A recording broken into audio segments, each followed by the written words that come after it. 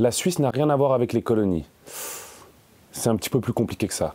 La Suisse, en tant qu'État-nation, n'a pas possédé de colonies, mais certains et certaines parlent de la colonialité de la Suisse, ou même de la Suisse coloniale. On va essayer de comprendre tout ça dans cette vidéo. Hier, on a installé à l'exposition nationale suisse de Genève le village nègre, qui sera, à côté du village suisse, une des grandes curiosités de cette féerie nationale. Salut, je m'appelle Chaka et ça, c'est mon boulevard. J'adore mon quartier, mais je le vois différemment depuis 2 événements. Premièrement, je me suis fait agresser par un inconnu qui me traitait de singe dans un café du boulevard. Puis ensuite, j'ai appris qu'il y a un siècle de ça, ici même, la population suisse venait observer des Noirs exposés dans ce qu'on appelait un village nègre. C'est de ça et de plein d'autres choses qu'on vous parle dans le podcast Boulevard du village noir. J'ai découvert que le village noir de l'exposition nationale suisse de 1896, il se trouvait à quelques mètres de l'endroit où cette personne, un siècle plus tard, me traitait de singe. Pour moi, je ne pense pas que ça relève vraiment d'un hasard. Et je me suis dit que c'était une bonne occasion d'aller un petit peu plus loin, en fait.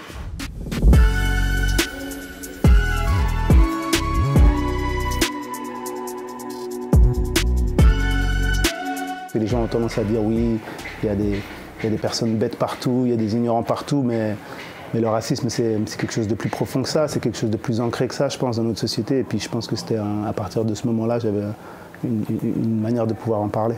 Les gens pensent que la colonisation, c'est avoir des colonies. La colonisation, c'est un système de domination qui est politique, économique, qui est culturel.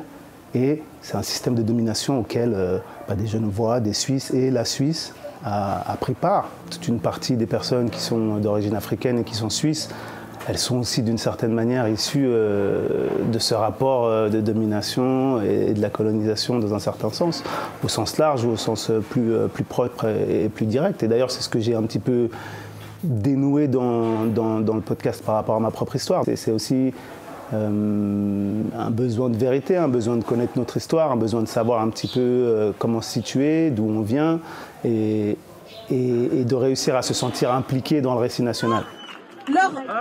En 2020, suite au meurtre de George Floyd, tué par un policier blanc, une vague antiraciste internationale fait se lever des militants et militantes dans le monde entier.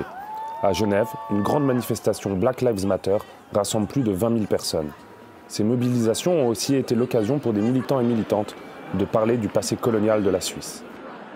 C'est un moment d'intensification qui a été saisi par des collectifs qui étaient déjà organisés. Alors moi j'en ai fait des manifestations, comme je suis dans des collectifs, j'ai jamais vu autant de monde mobilisé pour les vies noires.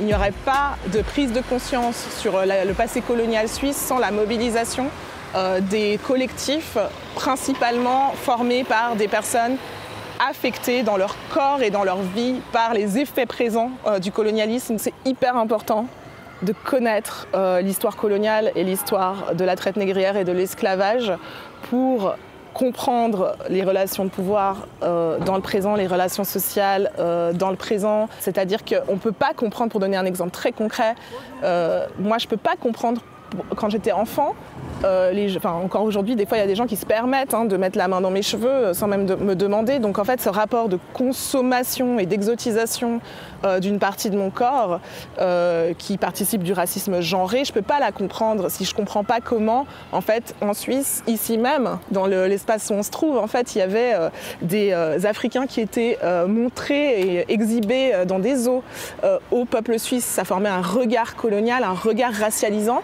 qui continue à perdurer aujourd'hui. Excellent, certains mes cheveux avaient la couleur de goudron ou la texture de fil de fer ou de coton.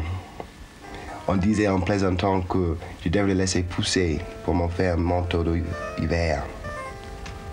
Les mots de Noémie Michel résonnent avec ceux de l'écrivain américain James Baldwin lors d'un voyage en Suisse en 1962. C'est qu'il y a une certaine continuité, une certaine histoire du rapport de la Suisse aux personnes noires. J'ai été voir un historien spécialiste de cette question. Il a écrit un livre qui s'appelle « La Suisse coloniale ».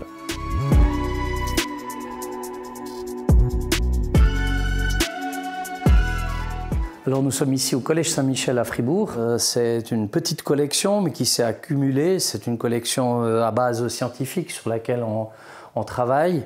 Des objets authentiques qui ont été ramenés par des Suisses qui ont travaillé pour la plupart à l'État indépendant du Congo, mais aussi des objets qui ont été utilisés en Suisse. Toute l'année, il y a dans l'église une petite boîte avec un fond pour l'argent, décorée d'une figurine de nègre, et les villageois y déposent les francs. Pendant le carnaval qui précède le carême, 2 enfants du village doivent se faire noircir le visage. Et sur ce fond noir exsangue, leurs yeux bleus ont un reflet de glace. Ils mettent d'immenses perruques en crâne de cheval sur les têtes blondes. Ainsi déguisés, ils vont faire la collecte auprès des villageois en faveur de missionnaires d'Afrique. Cet objet-là, qui est assez unique, il s'agit d'une boîte de fromage à tartiner qui a été fabriquée à l'époque à Genève. Le fromage s'appelle Spécial Petit Nègre et surtout avec une iconographie très stéréotypée. On voit un Africain dénudé avec les grands classiques, les anneaux au bras ou au poignet.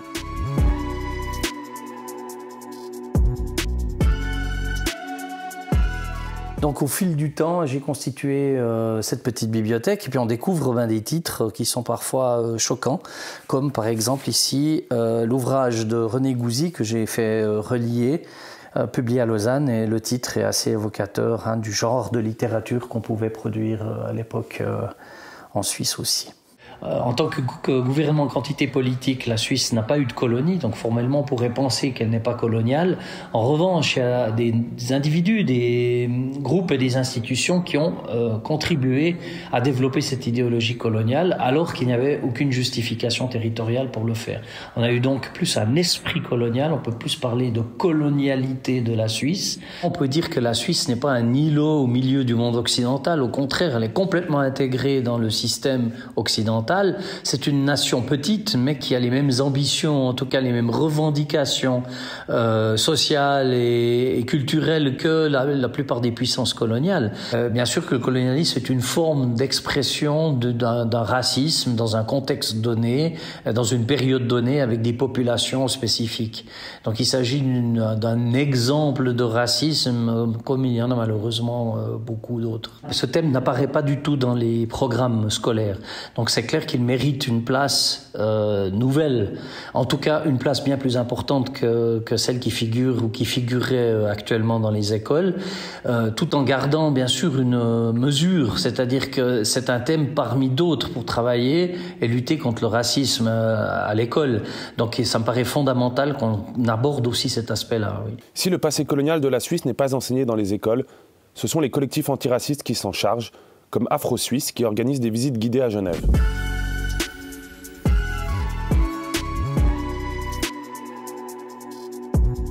De Saint-Gall à Genève, en passant par Bâle et Neuchâtel, de grandes familles ont fondé leur fortune sur la traite des personnes noires.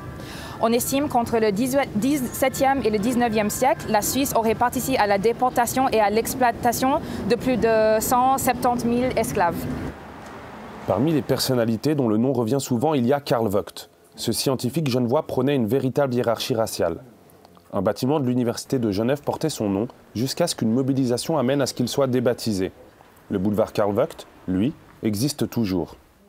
Les personnes que j'ai rencontrées dans cette vidéo poussent pour une transformation de la société. Et il paraît assez évident que le devoir de mémoire fait partie intégrante de cette transformation et qu'un futur radieux ne s'imagine que sur des bases saines, celles d'un passé assumé. Joyce a raison de dire que l'histoire c'est un cauchemar. Mais ça peut être le cauchemar dont personne ne peut se éveiller.